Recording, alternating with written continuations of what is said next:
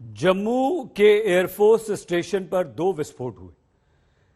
अपने आप में सुरक्षा पर यह बहुत गंभीर सवाल है, लेकिन अगर इस हमले में ड्रोन्स के इस्तेमाल की पुष्टि हो जाती है तो यह देश के सैन्य ठिकानों पर हुआ देश का पहला ड्रोन अटैक होगा।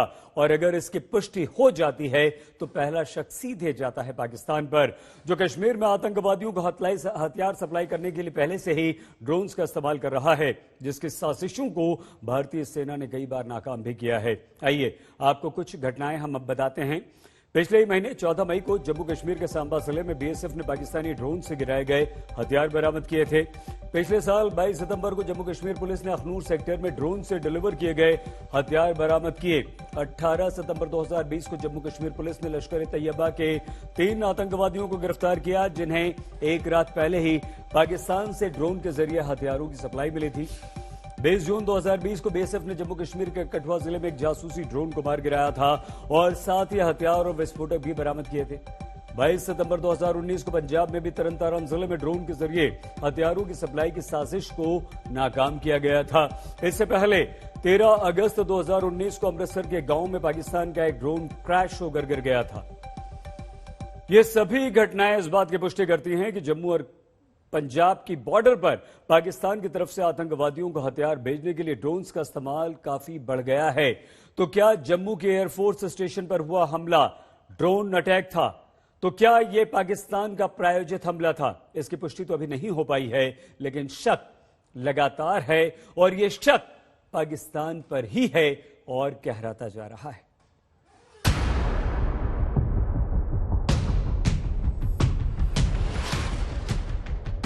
ये तस्वीरें पाकिस्तान के खिलाफ सबूत हैं, जो साल 2019 से ही कश्मीर में आतंकवादियों को हथियार सप्लाई करने के लिए ड्रोन्स का इस्तेमाल कर रहा है। सेना और बीएसएफ जम्मू के अलग अलग सेक्टर से अलग अलग वक्त पर पाकिस्तान की तरफ से ड्रोन्स के जरिए होने वाली हथियार सप्लाई को कई बार नाकाम कर चुके हैं। पाकिस्तान की ड्रोन वाली इस आतंकी साजिश को आज तक ने अपने कैमरों में कई बार रिकॉर्ड किया।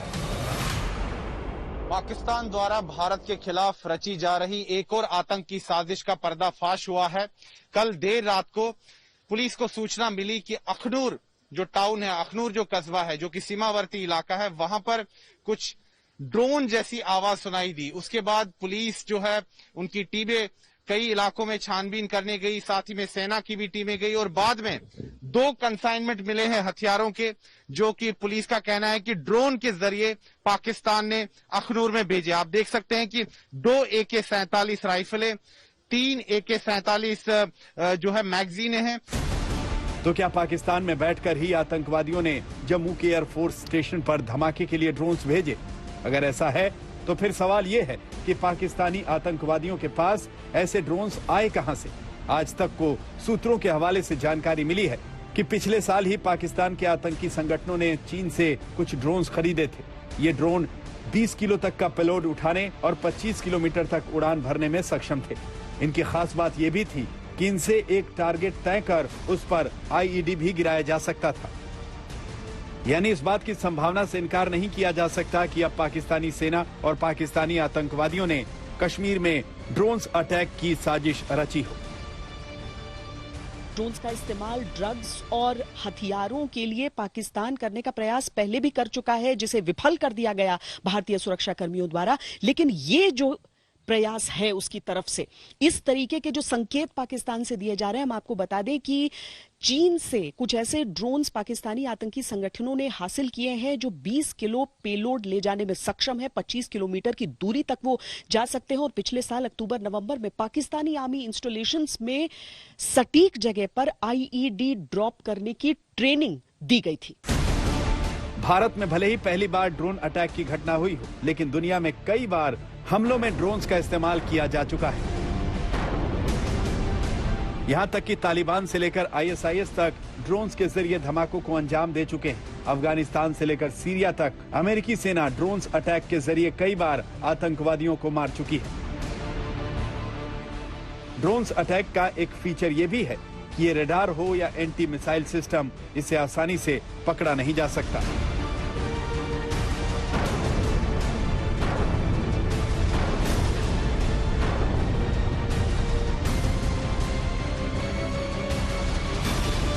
लेकिन अब ऐसे ड्रोन्स पर काम किया जा रहा है जिनके जरिए न सिर्फ बम गिराए जा सकते हैं बल्कि मिसाइलें तक फायर की जा सकती। हमारे जो एरियल डिफेंस सिस्टम्स हैं और जो रडार्स हैं, इनकी जो तैनाती है, तो कुछ लो लेवल रडार्स की तैनाती आईबी सेक्टर में होनी चाहिए आगे की तरफ। एंड ख़ास तौर पे ये देखना चाहिए कि कहाँ से ये ड्रोन्स या एरियल प्लेटफॉर्म्स हमारे देश में आ रहे हैं, और इन फ्लाइट पाथ्स के माध्यम से और इनको जियो स्पेशियल लोकेशंस को निर्धारित करते हुए पाकिस्तान की जो इसमें कंप्लिसिटी है उसको उजागर करना चाहिए। आज ड्रोन अटैक का टारगेट सैन्य ठिकाना था। कल देश के बड़े बड़े बांध, पावर प्लांट्स और ब्रिज भी ड्रोन अटैक के खतरे के दायरे में आ सकते हैं। एक्सपर्ट्स कहते हैं कि अगर वाकई ये ड्रोन अटैक था तो भारतीय सुरक्षा एजेंसियों को अब और ज्यादा सतर्क होने की जरूरत है। पाकिस्तान एकदम बौखलाया हुआ है, तो लगता है कि जो टेररिस्ट हैं उनके आका के ऊपर में चलते हैं, उनका ये काम हो सकता है, लेकिन इसको इन्वेस्टिगेशन करने की जरूरत है। लेकिन सबसे बड़ी बात ये है कि हम अपने सेंसिटिव एरियाज को प्रोटेक्ट करें, अलर्ट रहें। जम्मू के एयरफोर्स बेस पर हुआ छोटा ड्रोन अटैक भविष्य के बड़े खतरे की आहट है, क्योंकि आज का ड्रोन अटैक आने वाले वक्त में किसी बड़े हमले की रिहर्सल भी हो सकता है। पाकिस्तान ने एक बार फिर अपना पैंतरा बदला है और इस बार ड्रोन टेक्नोलॉजी का इस्तेमाल किया गया है। हमें बताया गया कि 2 आईईडीज हैं जिनका पेलोड है वो उतारा गया है एयरफोर्स स्टेशन पर, और जिसकी वजह से धमाका हुआ है। सबसे बड़ी बात यह आती है कि जो मिलिट्री एसेट्स हैं, एयरफोर्स स्टेशन हैं, इससे पहले हमने देखा है कि बॉर्डर में चाहे पंजाब के आसपास हो, जम्मू के आसपास हो, इस तरह के जो पेलोड है, वेपन्स हैं, वो ड्रॉप किए जा रहे हैं। इस बार जो हुआ है वो है ड्रोन अटैक। तो जाहिर सी बात है कई सालों से इसका अंदेशा लगाया जा रहा है। हमने देखा है कि विदेश में भी ड्रोन अटैक्स इस्तेमाल किए गए हैं, लेकिन पाकिस्तान ने इस तरह का हमला पहली बार किया है। मंजीत नेगी, कमलजीत संधू, श्वेता सिंह के साथ सुनील जी भट्ट, जम्मू आज तक।